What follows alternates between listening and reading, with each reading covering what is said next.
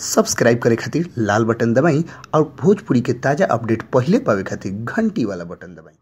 छपरा जिला भोजपुरी पर रउआ लोग के बहुत बहुत स्वागत बा। जी हाँ, आज के जौन खबर रउआ लोग के बीच में आइल बनी भोजपुरी इंडस्ट्रीज के सबसे बड़ खबर लेके आइल बनी। जी हाँ, रउआ लोग के बता दी कि आज कल एगो गाना खेसारी लाल यादव के मार्केट में बहुत बड़ धूम मचौले बा। जी हाँ, खेसारी लाल के गाना के जहाँ तक बात बा साल में तो धूम मचौबे करेला, ये साल एगो बहुत बड़ गाना उनकर मार्केट में जबरदस्त परफॉर्मेंस करे खातिर तैयार बटे। तैयार का बा वो पूरा मार्केट में हिला के रख दिले बा। जी हाँ, जब इतना कह देनी तो रुआ लोग समझे गई हो कि हम कौना गाना के बात करतनी। जी हाँ, रुआ लोग सही पकड़ ले बानी, उहे गाना जौना गाना के नाम हटे पलंग करे चोय चोय। जी हाँ, खेसारी लाल यादव के 2017 में ही बहुत जबरदस्त गाना मार्केट में चारों तरफ छा गई बटे। खेसारी लाल के हर पार्टी फंक्शन बियाह शादी हर प्रकार के खुशी के मौका पर ई गाना रुआ लोग के बीच बिहार यूपी झारखंड में सुने के मिल जाई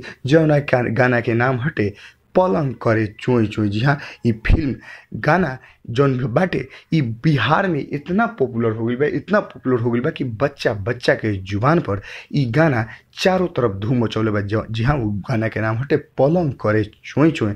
तो रुआ लोग समझ सकते नहीं कि 2017 के अगर सबसे बड़ हिट गाना अगर कोनो बा तो शायद इहे बाटे जौना गाना के नाम हटे पलंग करे चोय चोय। रुआ लोग भी सुनतनी, अगर नहीं सुन ले तो एक बार जरूर नेट से डाउनलोड करके गाना सुनी। ई गाना रिलीज हो गई बटे और रुआ लोग ये गाना के आनंद ऑडियो और वीडियो दोनों माध्यम से उठा सकतनी। तो रुआ लोग समझ सकतनी कि खेसारी लाल यादव की गाना कितना हिट भइल बा। हिट के पैमाना इतना बाटे कि 2 दिन में, मात्र 2 दिन में इनकर गाना 10 लाख से ज्यादा क्रॉस कर गई बाटे। इसे समझ ली कि कितना हिट बा। भोजपुरी के ताजा तरीन खबर वो लोग के बीच ऐसा ही ले आवत बस अभी लाल बटन दबा